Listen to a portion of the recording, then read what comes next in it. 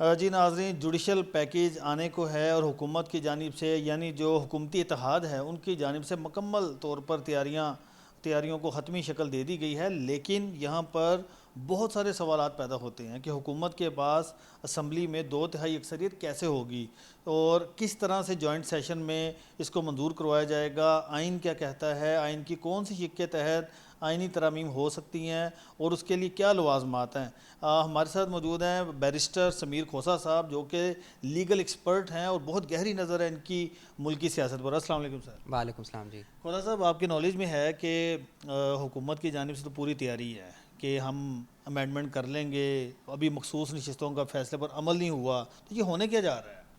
دیکھیں، کچھ عرصے سے یہ بات گردش کر رہی ہے کہ حکومت ایک آئینی ترمیم لانے کا سوچ رہی ہے، بلکہ ہم نے یہ دیکھا کہ پہلے تو یہ صرف ایک سوالیہ نشان تھا اس کے اوپر، لیکن جب جوڈیشل کمیشن آف پاکستان نے رولز اپروو کرنے کے لیے بلایا اجلاس کے ججز کی تقرری کے جو رولز بنے تھے ان کو منظور کیا جائے، تو اس میں باضابطہ طور پہ جو لا منسٹر ہیں انہوں نے لا منسٹر صاحب نے وہ منٹس آف دا میٹنگ میں یہ ریفلیکٹڈ ہے کہ انہوں نے کہا تھا کہ جی ہم ایک آئینی ترمیم لانے کو جا رہے ہیں جس سے ججز کی تقرری کا شاید فیصلہ بھی یا طریقہ کار تبدیل ہو، اس لیے اس وقت اس رول کے اپروول کو مؤخر کیا جائے، جو مؤخر کیا بھی گیا۔ سو یہ تو بات اب طے ہے کہ ایک آئینی ترمیم کے بارے میں حکومتی اتحاد کی بہت سخت خواہش ہے کہ آئینی ترمیم لائی جائے، اور اس آئینی ترمیم کے اندر جو پاکستان کی اس وقت آزاد عدلیہ ہے اس کے اوپر ایک طرح سے ایک حملہ ہے وہ آئینی ترمیم۔ اچھا، وہ حملہ ہے؟ کیونکہ دیکھیں، جو آئینی ترمیم میں کہا جا رہا ہے، کیونکہ ابھی تک تو اس کا نام مسودہ کوئی سامنے آیا ہے، صرف جو بات غیر آفیشیل طور پہ، نان آفیشیل طور پہ جو پتہ چلتا ہے اس میں چیف جسٹس آف پاکستان کی تقرری کے طریقے، ہائی کورٹ کے ججز کو ایک صوبے سے دوسرے صوبے بھیجنے کا منصوبہ، اس طرح کی جو ترمیم ہیں وہ آج کل کے ماحول میں صاف نظر آ رہا ہے کہ ہائی کورٹ میں اگر حکومتی اتحاد کو کہیں رکاوٹیں محسوس ہو رہی ہیں، آپ نے کافی دفعہ دیکھا، اور جو ریزرو سیٹس کے معاملے میں سپریم کورٹ کا جو فیصلہ تھا اس میں بھی ہم نے دیکھا کہ اس کی اہمیت ایک بہت زیادہ اس طور پہ اس وجہ سے تھی کہ ریزرو سیٹس کی فیصلے کے اوپر یہ طے ہونا تھا کہ حکومتی اتحاد کو 2/3 اکثریت مل سکتی ہے پارلیمنٹ میں کہ نہیں۔ تو اس وقت جو نظر آ رہا ہے وہ یہی نظر آ رہا ہے کہ جو پاکستان کی عدلیہ یا ججز اس وقت ایک طرح سے آئینی حقوق اور بنیادی حقوق کے، عوام کے بنیادی حقوق کے لیے جو سٹینڈ لیتے ہیں اور اس طرح سے حکومت کے بیچ میں رکاوٹ بنتے ہیں، تو ان کو راستے سے شاید ان کے لیے راستہ بدلنے کے میں لیے۔ آپ کی بات کاٹ رہا ہوں، مجھے اس وقت پوری قوم جاننا چاہ رہی ہے، کیونکہ آپ نے دیکھا ہوگا سوشل میڈیا پر مختلف طرح کی جو خواہشات میں کہوں گا کہ ایک طرف کہہ رہے ہیں کہ جی اس طرح سے آئینی ترمیم ہو سکتی ہے، دوسرا شخص کہتا ہے ایسے نہیں، ایسے ہو سکتی ہے۔ تو میں چاہتا ہوں کہ آپ ایز اے لیگل ایکسپرٹ قوم کو بتائیں کہ آئین کہتا کیا ہے، کون سی شق کے تحت ترمیم ہو سکتی ہے اور جوائنٹ سیشن کی آئینی حیثیت کیا ہوگی؟ لیکن جی، جو آئین ہے وہ تو اس کی آرٹیکل 239 ہے جو کہ اس بات کی وضاحت کرتا ہے کہ آئینی میں چاہوں ترمیم، گا اگر آپ اس کو میں بالکل ابھی پڑھ دیتا ہوں، جو وضاحت کر دیتا ہوں۔ 239 اس بات کو، اس کی وضاحت کرتا ہے کہ پاکستان میں آئین کس طرح سے اس کی ترمیم کی جا سکتی ہے۔ یہ آرٹیکل 239 جو ہے اس میں جو طریقہ کار دیا ہوا ہے وہ 239(1) میں وہ یہ ہے کہ جو اگر آئین کو ترمیم کرنے کے لیے کوئی بل ہے تو وہ ایدر ہاؤس یعنی کہ 2 ہاؤسز ہیں، ایک نیشنل اسمبلی ہو گئی اور ایک سینٹ ہو گئی، تو وہ ان میں سے کسی میں بھی موو کیا جا سکتا ہے، اور اس کو it has to be passed by the votes of not less than 2/3 of the total membership of the house۔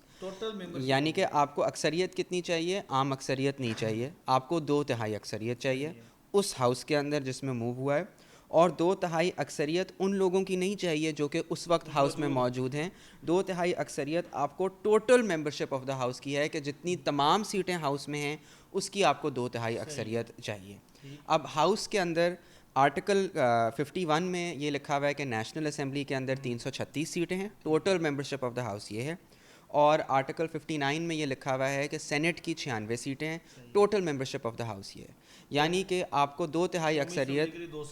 224 اور سینٹ میں 64، آپ کو دونوں ہاؤسز میں 2/3 اکثریت چاہیے۔ اب یہ جو بات ہو رہی ہے کہ جو جوائنٹ سیشن بلانے کی بات ہو جی جو جوائنٹ سیشن بلانے کی بات ہو رہی ہے وہ آرٹیکل 72 ہے. وہ یہ کہتا ہے کہ آپ جوائنٹ سیشن بلا سکتے ہیں بالکل,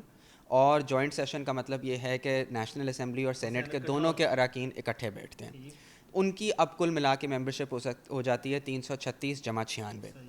اب آرٹیکل 72 یہ کہتا ہے کہ عموماً اگر آپ جوائنٹ سیٹنگ کے اندر ہیں تو وہ اس ہاؤس کی اکثریت اگر پاس کر دے تو جو ایکٹ آف پارلیمنٹ ہے وہ بن جاتا ہے. نہیں, وہ بالکل ٹھیک نہیں ہے, کیونکہ جو آرٹیکل 72(4) کی لینگویج ہے وہ میں آپ کو بتا دیتا ہوں. اس میں ایک بہت بڑی وہ ہے کنڈیشن, کیونکہ حکومت اسی بات پر ہی کر رہی ہے کہ ہم جوائنٹ سیشن میں کر سکتے ہیں. نہیں, اس کی کنڈیشن ہے, وہ یہ ہے کہ سبجیکٹ ٹو دا کانسٹیٹیوشن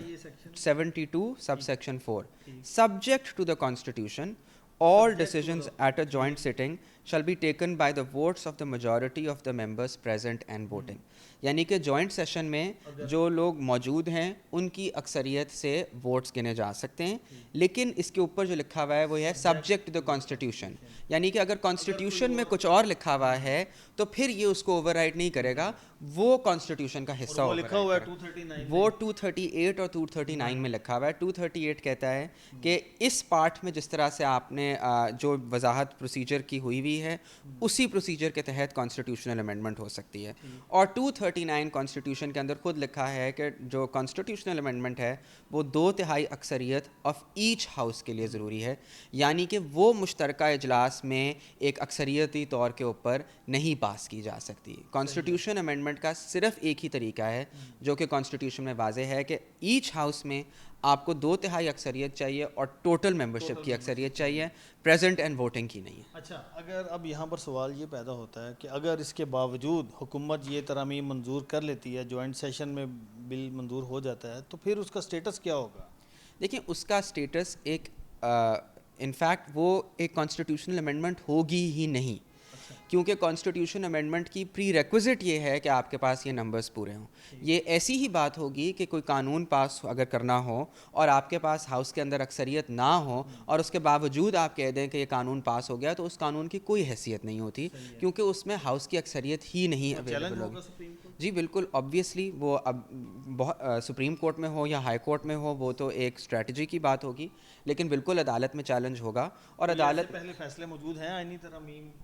جی بالکل, پاکستان میں آئینی ترامیم پہلے چیلنج ہوئی ہوئی ہیں. 18ویں ترمیم اور 19ویں ترمیم اور 21ویں ترمیم جو ہیں وہ چیلنج ہوئی تھیں, اور اس میں پاکستان کے فل کورٹ میں راولپنڈی ڈسٹرکٹ بار ایسوسی ایشن کا فیصلہ ہے. اس میں جو فل کورٹ میں جو میجورٹی ججز تھے انہوں نے یہ بالکل کہا تھا کہ کانسٹیٹیوشنل امینڈمنٹ جو ہے وہ سپریم کورٹ اس کو ریویو کر سکتا ہے اور اس کو چیلنج کیا جا سکتا ہے کورٹ میں. لیکن اس کیس میں تو چیلنج ایک اس بنیاد پہ ہوگا کہ جو آئین کے اندر طریقہ کار ایک موجود ہے کانسٹیٹیوشنل امینڈمنٹ پاس کرنے کا, وہ کی ہی نہیں گئی. اس لیے یہ ایک امینڈمنٹ ہے ہی نہیں, اس کی قانونی حیثیت ہی نہیں ہے. اور بہت ایک آسان سی وہ چیز ہوگی کہ کورٹ نے صرف دیکھنا ہے کہ جی یہ نمبرز ہیں کہ نہیں ہیں. تو مطلب آئینی ترمیم کے میرٹس کو دیکھنے کی ضرورت نہیں ہوگی کہ کیا یہ آئین کے خلاف ہے کسی طرح سے کہ نہیں. صرف یہ دیکھنے کی ضرورت ہوگی کہ کیا یہ جس طرح سے آئین نے طریقہ دیا ہوا ہے اس طریقے سے آئینی ترمیم کی گئی ہے کہ نہیں کی گئی, اور اگر نہیں کی گئی تو اس کی کوئی آئینی اور قانونی حیثیت نہیں ہے. ایک اور بات سر, کہ اگر جو پی ٹی آئی کے لوگ ہیں اگر وہ اپنی پارٹی پالیسی کے خلاف آئینی امینڈمنٹ میں اپنا ووٹ ڈال دیتے ہیں, اس کی آئینی حیثیت کیا ہوگی؟ دیکھیں, اس وقت سپریم کورٹ کا جو ریزرو سیٹس کا شارٹ آرڈر موجود ہے اس میں انہوں نے یہ وضاحت کر دی ہے کہ کم از کم جو 39 ممبر ہیں وہ تو سپریم کورٹ کے آرڈر کے تحت ہی آٹومیٹکلی پی ٹی آئی کے ممبر بن چکے ہیں. اس کے علاوہ جو 41 ممبر ہیں ان میں انہوں نے یہ کنڈیشن دی تھی کہ وہ 41 ممبر اپنا ایفیڈیوٹ دیں کہ ہم پی ٹی آئی کے ممبر ہیں, اور پارٹی جو ہے اس کی تصدیق کرے کہ یہ ہمارے ممبر ہیں. یہ دونوں عمل کیے جا چکے ہیں. ان ممبران نے بھی اپنے ایفیڈیوٹ دے دیے ہیں الیکشن کمیشن میں, اور پی ٹی آئی بھی ان کی تصدیق کر چکی ہوئی ہے کہ جی یہ ہمارے ممبر ہیں. اب اس صورتحال میں الیکشن کمیشن یا کسی اور ادارے کے اوپر یہ اختیار نہیں ہے کہ وہ اس کے باوجود کہیں کہ ہم ان کو نہیں تسلیم کرتے.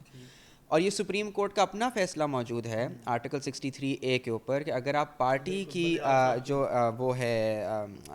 جو ڈائریکشن ہے اس کے مطابق اگر آپ ووٹ نہ کریں ان 3-4 معاملوں میں جن میں آئینی ترمیم بھی شامل ہے تو وہ ووٹ نہیں گنا جا سکتا. تو لہٰذا جو پی ٹی آئی کے اس سپریم کورٹ کے فیصلے کی موجودگی میں جو پی ٹی آئی کے اراکین ان 41 ممبرز میں سے اگر کوئی اس کے خلاف ووٹ کرتا ہے تو وہ فیصلہ سپریم کورٹ کا اس کے اوپر لاگو ہوگا اور وہ ووٹ نہیں تسلیم کاؤنٹ کیا جانا چاہیے. آخری بات سر میری یہ ہے کہ آپ کے نالج میں بھی باتیں آئیں جیسے ہمیں بتایا کہ افواہیں جو چل رہی ہیں یا